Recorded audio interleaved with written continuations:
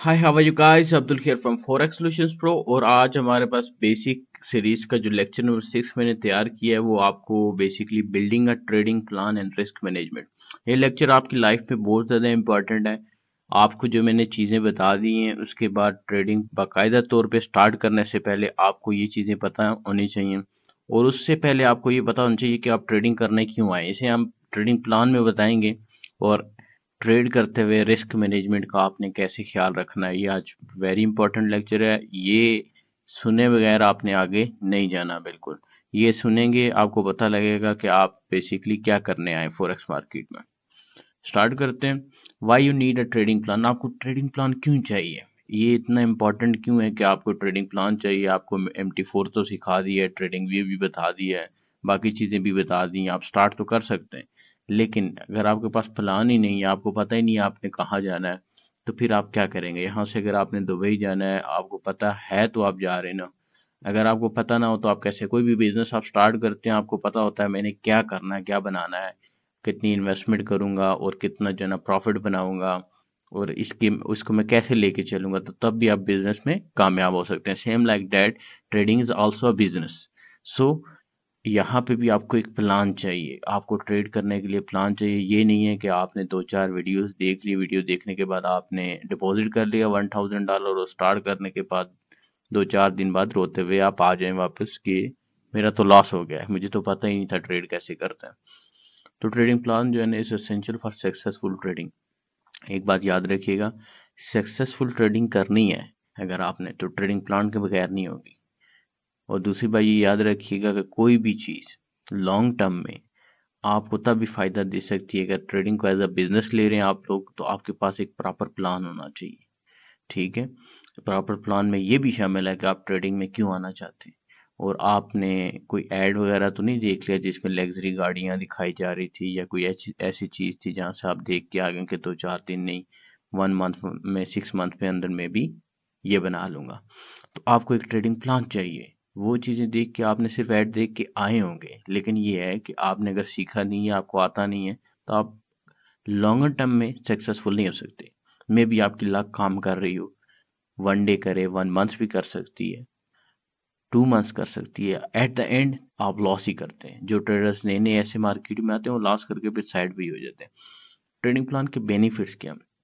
Reduce emotional decisions. आपको तंग नहीं करेगा। आप मार्केट में, आपको पता होगा कि मैंने ट्रेड क्यों लेनी है। आपको पता, आप ट्रेडिंग प्लान नहीं होता, बंदा जो है ना कभी ले रहा है, सुबह उठा है, देखिए मार्केट, ट्रेड ले ली। शाम को कोई काम कर रहा था, फ्री हुआ है, देखी मार्केट, ट्रेड ले ली। कोई ट्रेडिंग प्लान नहीं है, कोई उसको पता नहीं है कि मैं ट्रेड क्यों ले रहा हूँ, कब कट करूंगा उसको, और कितना टेक प्रॉफिट होगा, कितना लॉस होगा, बस देखी थोड़ी सी प्रॉफिट उसने काट देनी है। कभी कभी वो बड़ी लॉट फेंकेगा, कभी छोटी फेंकेगा, फिर एक तरफ लॉस होगा, वो कहेगा चलो मेरा सेल से स्टॉप लॉस हिट हो गया, अभी मैं बाई कर लेता हूँ, फिर वो बाई हो जाएगा, तो बाई से भी इसी तरह, क्योंकि उसके पास तो कोई ट्रेडिंग प्लान नहीं है। फिर वो जो है ना इमोशनल डिसीजन लेगा। इमोशनल डिसीजन से क्या होगा, उसके पास स्ट्रेस आएगा। एक लॉस के बाद उसके ऊपर डबल स्ट्रेस आ जाएगा और डबल लॉट लगा के कवर करने की कोशिश करेगा। फिर वो अगर लॉस हो जाती है तो फिर उसके पास और स्ट्रेस आ जाएगा। इमोशनल डिसीजन आपको पता होगा, जबकि मैंने एक दिन में एक ट्रेड लेनी है, उस एक ट्रेड मैंने क्यों लेनी है, और उसके ऊपर मैंने कितना स्टॉप लॉस रखना है, कितना take profit, that's it, good enough. Either it will hit you stop loss और take profit, that's good. But if you don't know ना, जैसे आपको नहीं पता कि भाई मैं क्यों आया हूँ, क्या करने आया हूँ मार्केट में, तो आप जो है ना कभी 1 की स्टैंडर्ड लॉट फेंक रहे होंगे, कभी 2 की फेंक रहे होंगे, कभी 0.50 फेंक रहे होंगे, क्योंकि आपको पता ही नहीं है, आपके पास प्लान नहीं है। प्लान किए बगैर आपने ट्रेडिंग नहीं करनी। इमोशनल आपको डिसीजन मेकिंग में आपको हेल्प करेगा, क्योंकि आपको पहले से पता होगा। Ensure constant trading strategy. आपके पास जो है कांस्टेंट जो भी स्ट्रेटेजी है, बहुत सारी स्ट्रेटेजीज हैं, भी आपको वन बाय वन बताएंगे। जो भी आप यूज करते हैं वो, अगर आपके पास ट्रेडिंग प्लान है, आपको पता है कि मैंने 1 मंथ इसके ऊपर काम किया है, रोज एक ट्रेड ली है, ये रिस्क रिवार्ड से ली है, और ये टेक प्रॉफिट और स्टॉप लॉस के साथ ली है, तो आपको 1 मंथ बाद अपनी स्ट्रेटेजी का भी पता लग जाता है और अपनी परफॉर्मेंस का भी पता लग जाता है। विदाउट डैट आपको पता नहीं लगेगा। आप सुबह कुछ और ट्रेड ले रहे हैं, शाम को कुछ और ले रहे हैं, नेक्स्ट डे किसी और स्ट्रेटेजी भी ले रहे हैं, कुछ भी नहीं आपके हाथ में आएगा। एंड ऑफ द डे सिर्फ ये होता है कि आप लॉस करके मार्केट से जाएंगे। Focus on long term goals. Trading plan हमेशा जो है ना फोकस करवाता है लॉन्ग टर्म गोल्स के ऊपर, कि आपके लॉन्गर टर्म गोल्स कैसे होने चाहिए, क्यों होने चाहिए, और longer term goal real goals होने चाहिए। अगर आपका ट्रेडिंग प्लान है, आप दिखाते हैं किसी ट्रेडर को, तो वो देख के बता सकता है कि आपका रियल प्लान है या नहीं है। चलते हैं कि components to making a trading plan. Trading plan बनाने के लिए आपके पास क्या चीज़ होनी चाहिए? वेरी सिंपल क्वेश्चन में रखें, डिफाइन योर गोल्स। आपके पास गोल्स आप पता होना चाहिए, यार मैं क्यों आया हूँ मार्केट में, $1000 ले गए, चले आ गए, आप मार्केट में आ गए, ठीक है। आपको ये तो नहीं है कि आप जो है ना 1000 से 10,000 बनाने आए डॉलर, वो भी 1 मंथ में। अगर आपका ये गोल है तो फिर आप नहीं बना सकेंगे। आप फर्स्ट मंथ में आए, आपके पास कोई प्लान भी नहीं है, लेकिन ये लगता है आपको 1000 से 10,000 बन सकते हैं। 100 में से 1-2 बना लेंगे, 5 बना लेंगे, आप तो नहीं बना सकेंगे। आपको तो ट्रेडिंग आती ही नहीं है। आपने अपना डिफाइन जो है ना गोल पहले करना है, परसेंटेज में करना है। हमेशा याद रखिएगा, फॉरेक्स मार्केट कोई भी मार्केट हो, उसमें एक ही चीज़ है, परसेंटेजेस।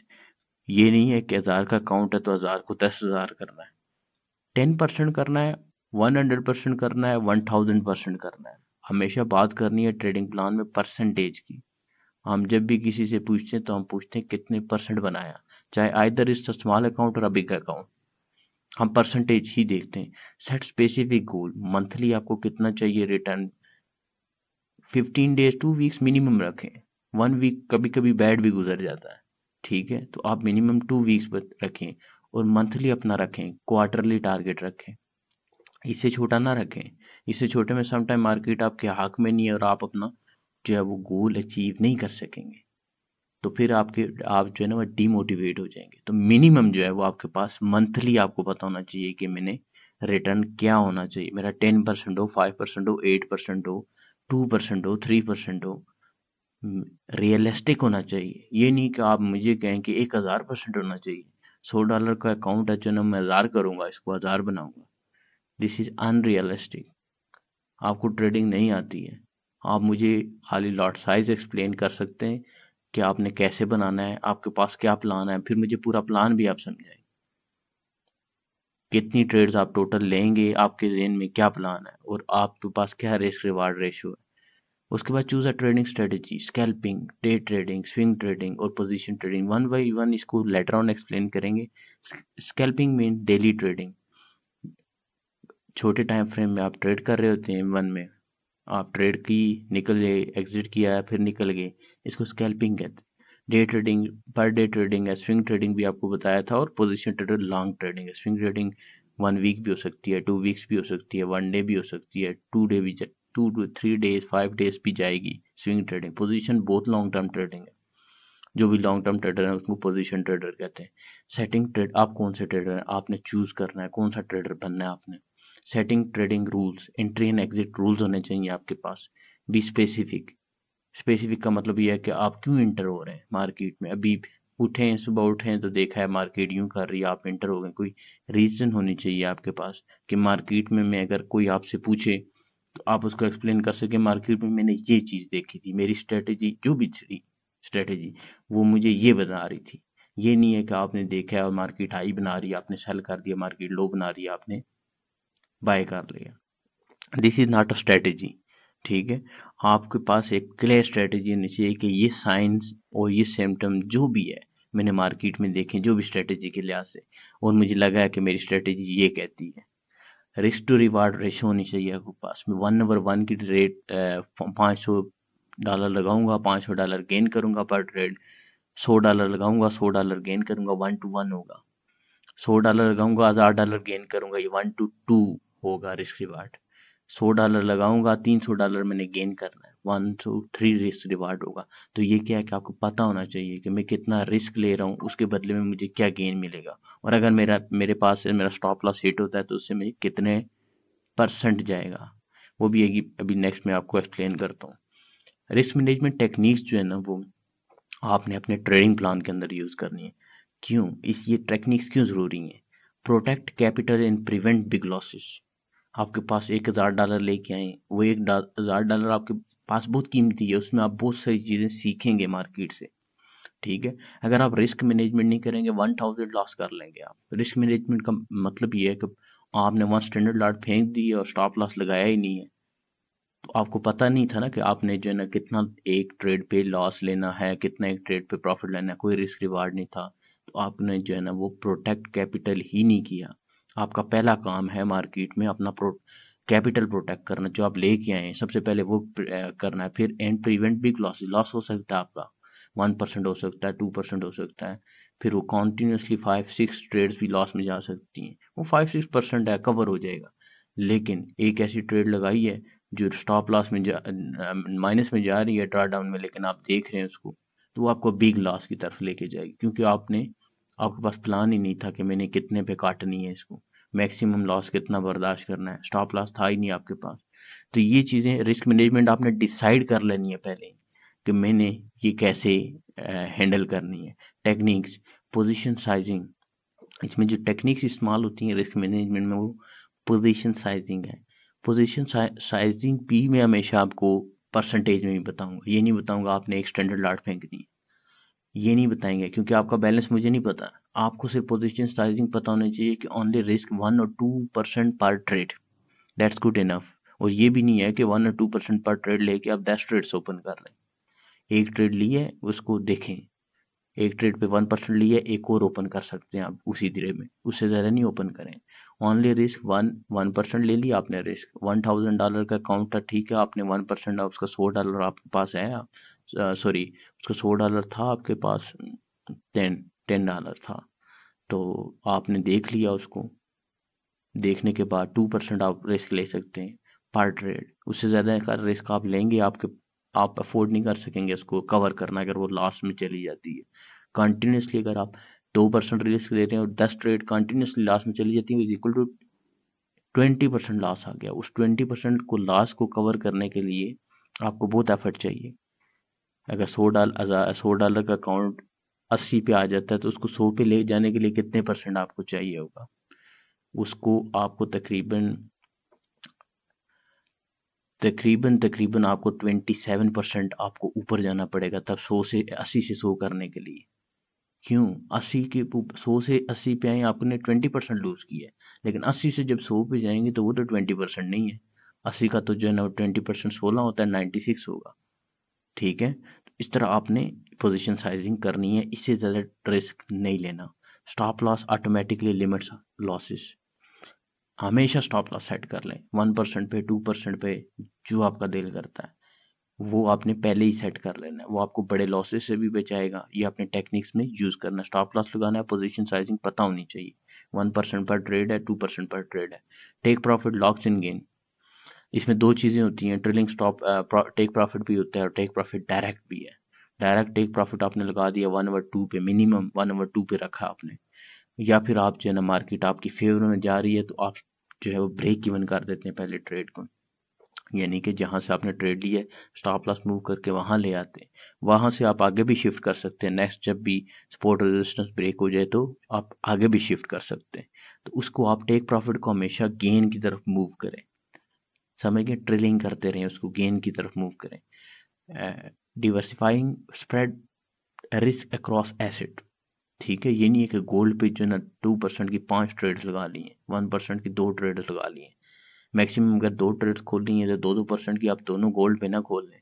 आप एक 2% पे खोली हुई है तो ठीक है, उसको चल लें दें। आपने जो है ना वो दूसरा कोई पेयर उसके ऊपर जो है ना आप कर सकते हैं, कोई आयल हो गया, कोई और एसिड इंडाइसिस में हो गए, कोई अलादा यूरो यूएसडी हो गया, जीबीपी यूएसडी हो गया, तो उसको अपनी इस तरह उस यानी कि इन सिंपल जो है ना सारे अंडे एक ही बास्केट में ना रखें, ठीक है, उसको डिवर्सिफाई करें।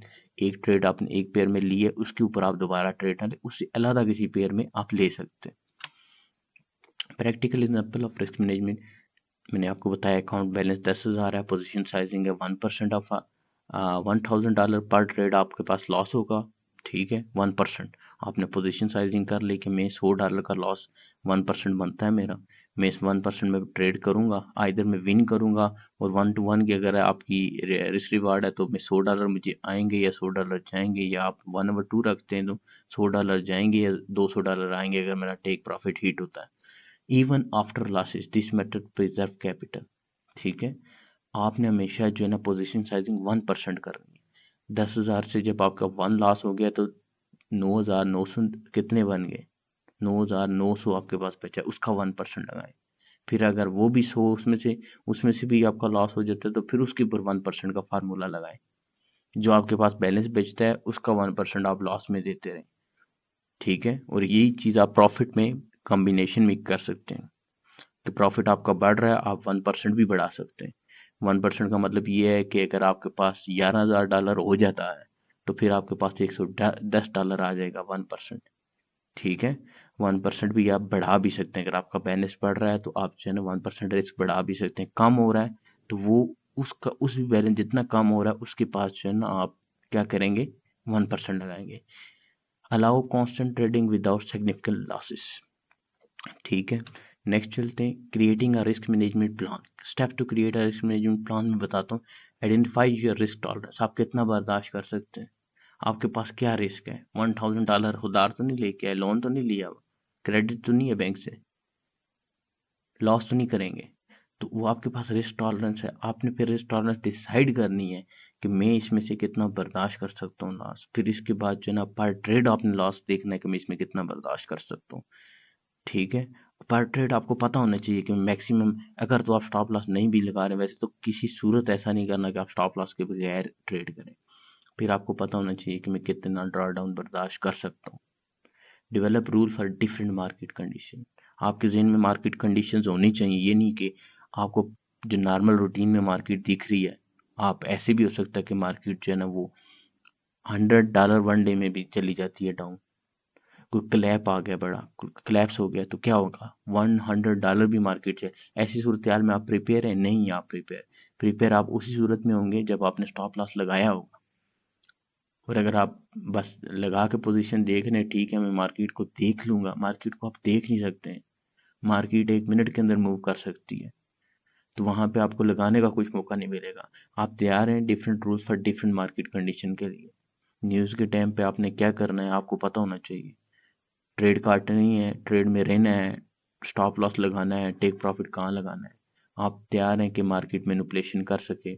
आप तैयार हैं कि न्यूज के टाइम पे जो है ना आप जहाँ 1% लॉस हो रहा है वहाँ 3% लॉस पे जाकर ट्रेड क्लोज हो।